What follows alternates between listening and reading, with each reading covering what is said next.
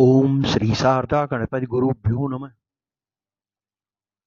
प्रिय पाठक, बृहद्वास्तुमाला ग्रन्थस्य अस्मिन् पाठे भवतः स्वागतम्। वास्तुशास्त्रे भवता अधीतेषु ग्रामचयन, भूमिचयन, भूमि परीक्षण, दिग्ज्ञान, भूमि खनन, शल्य निष्कासन, शिलान्यास, द्वार दिशा निर्णय, क्षेत्रफल निर्धारण, प्रकोष्ठ निर्धारण, गृहारंभ, वास्तु पूजन, गृह प्रवेशादि विचारेषु गृहारंभ विचारो महत्वपूर्णोऽस्ति। यतो हि यस्य कस्यापि कार्यस्य आरम्भकालः शुभो भवति चेदनन्तरं तस्य पूर्तिरपि शुभेन जायते। अतः वास्तुविद्वद्भिः गृहारम्भ कर्तुं शुभलग्नस्य निर्धारणं क्रियते। तत्र शुभलग्नस्य निर्धारणं शुभदिने एव भवति। शुभदिनस्य चयनं शुभनक्षत्र तिथि वासर मासादिभिः ज्ञायते। अतः पूर्वपाठे भवान् गृहारम्भाय शुभमासादि विचारान् पठितवान्। यथा वैशाख, श्रावण, मार्गशीर्ष, माघ, फाल्गुन मासेषु यदि सूर्यः कन्या, मिथुन, धनु, मीन राशिषु च भवति चेत् तदा गृहारम्भः कर्तुं शक्यते। चित्रा, अनुराधा, मृगशीर्ष, रेवती, पुष्य, उत्तराषाढ़ा, उत्तरा फाल्गुनी, उत्तरा भाद्रपदा, रोहिणी, धनिष्ठा, शतभिषा नक्षत्रेषु गृहारम्भः शुभो भवति। तत्रापि गुरुशुक्रयोः उदये शुक्लपक्षे गृहारम्भः सर्वविधि सुखं प्रददाति। मंगल रविवासरौ त्यक्त्वा बुध, गुरु, शुक्र, शनि, सोमवारेषु पूर्णातिथिषु, नन्दातिथिषु गृहारम्भः शुभः स्यात्। वैधृति, शूल, गंड, परिध, व्याघात, वज्रयोगान् अतिरिच्य इतर योगेषु गृहारम्भः शुभो भवति। तत्रापि वास्तुकर्म संपादनाय विश्वकर्मा प्रकाशे उच्यते। शुभग्रहैः युक्तानि दृष्टानि वा द्विस्वभाव लग्नानि मिथुन कन्या धनु मीन लग्नानि स्थिर लग्नानि वृषसिंह वृश्चिक कुंभ लग्नानि च शुभानि स्युः। अत्र यदि दशमस्थाने पंचमे नवमे च बलयुक्ताः शुभग्रहाः स्युः एवं लग्ने चतुर्थे सप्तमे दशमे वा स्थाने चन्द्रः स्यात् तत्र पापग्रहाः तिसृणा एषु भवेयुः तदा गृहारम्भः शुभो भवति। यथा गृहारम्भे शुभमासादि विचारान् भवान् पठितवान् तथैव पाठेऽस्मिन् भवान् गृहारम्भे लग्नादीनां शुभाशुभ विचारं पठिष्यति। गृहारम्भे लग्ने ग्रह स्थिति वशात् शुभाशुभ विचार। ज्योतिषशास्त्रे यथा जन्मांक चक्र दृष्ट्वा शुभाशुभ फलं कथ्यते तथा गृहारम्भ लग्न कुंडल्यां ग्रह स्थिति वशात् शुभाशुभ फलम् आलोच्यते। अग्रिमे श्लोके वैष्णवपति कथनेन चतुर्थेश अथवा गृहारम्भ लग्नेश अवबोध्यते। अर्थात यदि गृहारम्भ लग्नेश वा चतुर्थेश बलवान गुरु स्यात् तदा सह सुखं प्रददाति। यदि गृहारम्भ लग्नेश वा चतुर्थेश बलवान शुक्र स्यात् तदा धनधान्यं करोति। यदि गृहारम्भ लग्नेश वा चतुर्थेश बलवान चंद्र स्यात् तदा स लक्ष्मीं प्रददाति। यदि गृहारम्भ लग्नेश वा चतुर्थेश बलवान रविरपि शुभ फल प्रदम भवतीति भावः।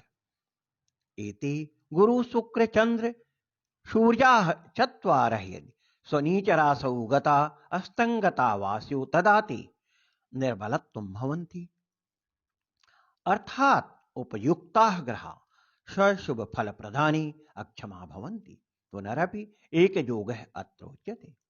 यदि गृहारम्भ लग्ने गुरु, सप्तमे भावे बुधः, षष्ठे भावे सूर्य, चतुर्थ स्थाने शुक्र, तृतीय स्थाने शनिश्चरः स्यात् तदा गृहस्य शतवर्षमितमायुष्य भवति।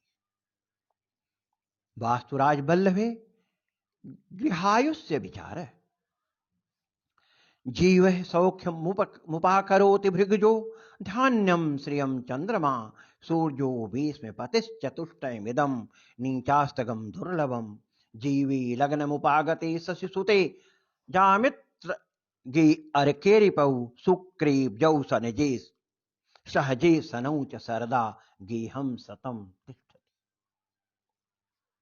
अत्र भीष्मपति कथनेन चतुर्थेषु वा गृहारंभ लग्नेषु स्वीक्रियते। कारणं यत् गृहारंभे लग्नमेव प्रमुखं भवति शुभकालस्य निर्देशे, अतः भीष्मपतिकथनेन लग्नेशः स्वीक्रियन्ते। पुनश्च कुण्डल्यां चतुर्थभावात् गृहस्य विचारः क्रियते, अतः भीष्मपतिकथनेन चतुर्थेशः स्वीक्रियते। यदि गृहेशः चतुर्थेशः अथवा गृहारंभ लग्नेशः बलवान गुरु स्यात् तदा स सुखं प्रददाति। यदि गृहेशः चतुर्थेशः अथवा गृहारंभ लग्नेशः बलवान गुरु स्यात् स धान्यं वृद्धि करोति। यदि गृहेशः चतुर्थेशः अथवा गृहारंभ लग्नेशः बलवान चंद्र स्यात् तदा स लक्ष्मीं प्रददाति। यदि गृहेशः चतुर्थेशः अथवा गृहारंभ लग्नेशः बलवान रविरवि स्यात् तदा स शुभफलप्रदं भवतीति भावः।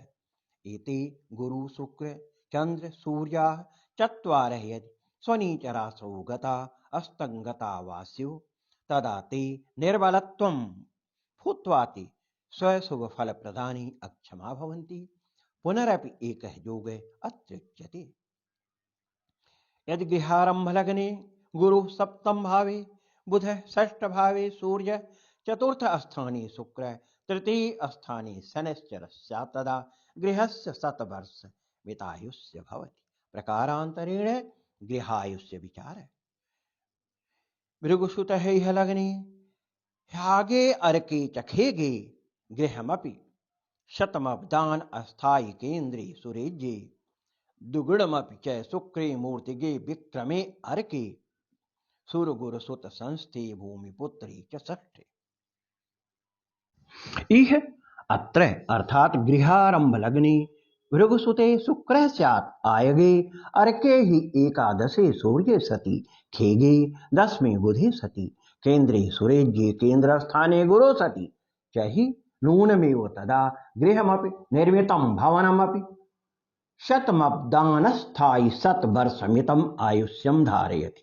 मूर्तिगे शुक्रे लग्नगे शुक्रे सति विक्रमे अर्के तृतीये सूर्ये सति सुरगुरुसूत संसते पंचमे गुरो सति षष्ठे च भूमिपुत्रे स्थाने च भौमे सति तदा दुगुणं द्विगुणितं शतवर्षमितं गृहस्यायुः भवति। अत्र यदि गृहारंभ लग्ने शुक्रः एकादशे सूर्यः दशम स्थाने बुधः केन्द्रस्थाने गुरुश्च स्यात् तदा गृहमपि शतवर्षमितमायुष्यं धारयति। यदि गृहारंभ लग्ने शुक्रः तृतीये सूर्यः पंचमे गुरु षष्ठ स्थाने भौमश्च स्यात् तदा द्विगुणित शतवर्षमितं 200 वर्षाणि यावत् गृहस्यायुः भवति। रामदैवज्ञमते गृहायुष्यमानं जीवार्कविच्छुक्र शनैश्चरेषु लग्नार्यामित्र सुखत्रिगेषु स्थितः शतं स्यात् शरदांसि तारका ऋज्येतनुत्रयङ्ग सुते सति द्वि लग्नाम्बरायेषु भृगुज्ञभानुभिः केन्द्रे गुरो वर्षशतायुरालयं बन्धौ गुरुर्व्योम्नि शशि कुजार्कौ लाभी तदासीत समायुरालम्। गृहारंभ कालिक कुंडल्यां यदि लग्नं षष्ठ सप्तम चतुर्थ तृतीय भावेषु च क्रमशः गुरु सूर्य बुध शुक्र शनैश्चरास्यौ तदा शतवर्षात्मक गृहस्यायुर्भवति। अर्थात गृहारंभ लग्ने गुरु षष्ठे सूर्ये सप्तमे बुधे चतुर्थे शुक्रे तृतीये च शनैश्चरे स्थिते सति गृहारंभः क्रियते चेत् गृहं शतवर्षं पर्यन्तं तिष्ठति। गृहारंभ कालिक कुंडल्यां यदि लग्न तृतीय षष्ठ पंचम भावेषु च क्रमशः शुक्र सूर्य भवं गुरुः भवेयुस्तदा द्विगुणित शतवर्षात्मकं 200 वर्षाणि यावत् गृहस्यायुर्भवति। अर्थात गृहारंभ लग्ने शुक्रे तृतीये सूर्ये षष्ठे भौमे पंचमे च गुरु स्थिते सति गृहारंभ क्रियते चेत गृहं 200 वर्षपर्यन्तं तिष्ठति। गृहारंभ काले कुंडल्यां दशम लग्न एकादश भावेषु क्रमशः शुक्र बुध सूर्यासिहुः योग केंद्र स्थानेषु अन्यतमे स्थाने गुरु स्यात् तदा शतवर्षात्मकं गृहस्यायुः भवति। अर्थात गृहारंभ लग्ने शुक्र दशमी बुध एकादशी सूर्यस्य सात तत्र लग्न चतुर्थे सप्तम दशम भावेषु अन्यतमे स्थाने गुरु स्यात् तदा गृहं शतवर्षं यावत् तिष्ठति। यदि गृहारंभ कुंडल्यां चतुर्थे गुरु दशमे भावे चंद्र एकादश स्थाने शनि भौमो च स्यात् तर्हि 80 वर्षात्मकं गृहस्यायुः भवति। गृह की आयु का विचार करते समय वास्तुराज वल्लभ में जैसा कहा गया है, यदि बलवान बृहस्पति गृहेश हो तो सौख्य, शुक्र हो तो धान्य, चंद्रमा हो तो लक्ष्मी, सूर्य से सौख्य आदि चारों फल प्राप्त होता है। यदि उक्त चारों ग्रह नीच अथवा अस्तंगत हो तो अपना पूर्ण फल नहीं देते। लग्न में बृहस्पति, सप्तम में बुध, सूर्य षष्ठ में, शुक्र चतुर्थ में और शनि तृतीय में हो तो वह गृह शतायु होता है। प्रकारांतर से इसी बात को कहते हुए आचार्य ने लिखा है, गृह की आयु का विचार लिखते हुए यदि शुक्र लग्न में या एकादश में, सूर्य बुध दसवें और बृहस्पति केंद्र में हो तो गृह की आयु 100 वर्ष होती है, ऐसा शास्त्रकार का मत है।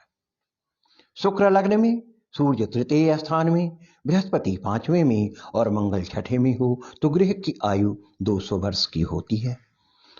रामदैवज्ञ मत के अनुसार गृहस्यायुमानम जीवार्क विक्षुक्र शनश्चरेषु लग्नारिया मित्र सुखत्रिगेषु स्थिति सतस्या शरदां सितार्क आरीच्यननु त्रयंगसुते सती द्वे। रामदैवज्ञ के मतानुसार यदि गृह निर्माण लग्न से सूर्य सप्तम में, शनि तृतीय में हो तो उस गृह की आयु 100 वर्ष होती है, अथवा सूर्य तीसरे में, मंगल छठे में हो तो उस गृह की आयु 200 वर्ष की होती है। इसी तरह से लग्न में शुक्र, दशम में बुध, एकादश में सूर्य, केंद्र में गुरु हो तो उस घर की आयु 100 वर्ष की होती है। चतुर्थ में गुरु, दशम में चंद्रमा, मंगल और शनि एकादश भाव में हो तो घर की आयु 80 वर्ष की होती है। इसी तरह से गृहारंभ काले यदि मंद भौमो लाभाश्रितो देव गुरु चतुर्थे चंद्रोदय चर दाम शीति स्थिति नियुक्ता भवनस्य सत्भि। गृहारंभ के समय यदि शनि, मंगल 11वें और बृहस्पति चतुर्थ, चंद्रमा दशम हो तो उस गृह की आयु 80 वर्ष की होती है।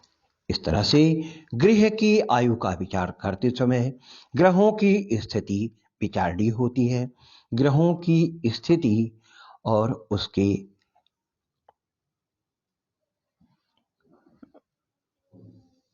परिणाम स्वरूप किस घर की आयु कितनी होगी इसका विचार किया जा सकता है, जैसा कि शास्त्रकार ने बताया है। यह विषय अब यहीं पर समाप्त होता है। अगला विषय होगा आपके समक्ष, वह होगा तन्वादि स्थित ग्रह फलम।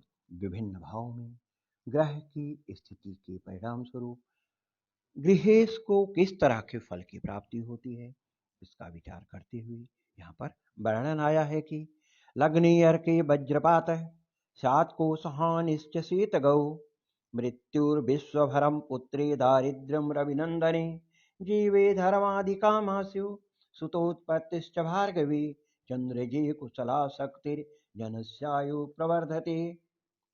लग्न में सूर्य होने से वज्रपात, चंद्रमा होने से कोशहानि, मंगल होने से मृत्यु, बुध से कुशलता, शक्ति और आयु की वृद्धि होती है।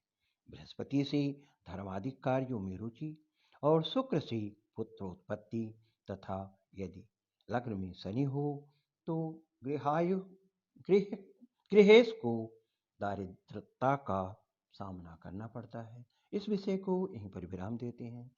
शुभम भूयात्, पुनः मिलामें अगले एपिसोड में।